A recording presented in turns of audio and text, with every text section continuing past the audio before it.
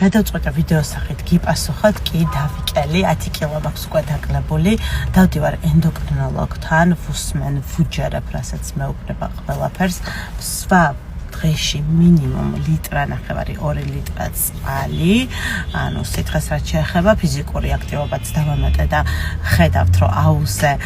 დავდივარ მეზარება მით უმეტეს ცივა მაგრამ სხვა რა გზით რომ ძალიან მნიშვნელოვანია რომ ფიზიკურად დავიტვერთო დაახლოებით 1 საათი საათნახევარი ვატარებ აუზე ახლა ვიწყებ უკვე კარდიო ვარჯიშებს მაქვს გაწერილი როგორც გითხარით ენდოკრინოლოგის მიერ სპეციალური დღის რეჟიმი და განრიგი და ასევე რაციონი ვიღებ ცილებს შეძლების დაგვარად 2 კვერცხი კიტრი იქნება თუ ხორცი და ასე შემდეგ და გირჩევთ აი ვინცაც გაქვთ წონის პრობლემა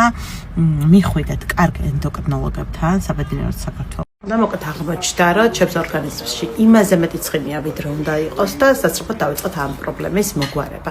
საქართველოშიც სტარტდება ეს გამოკვლევა თორცდებით თოდუაში, აი ახლა მიწევს კიდე ხელმეორედ გაკეთება და მეც უნდა გავიგო და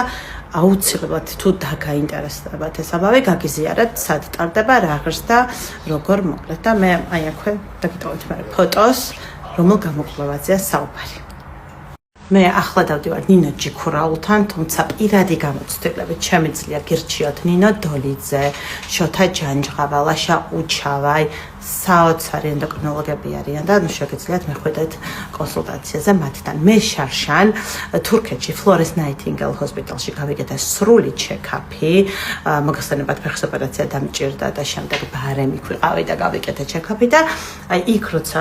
ვიყავი კონსულტაციაზე ენდოკრინოლოგთან და შემდეგ უკვე დიეტოლოგთანაც გადამამისამართეს, გამიკეთე სპეციალური გამოკვლევა, ეს არის ორგანიზმში ცხიმის მასის დადგენა, რადგან ასე ანალიზებით გადასწორებად მქონდა ყველაფერი, თუ არ ჩავთვლით ცოტა ქოლესტერინის მატები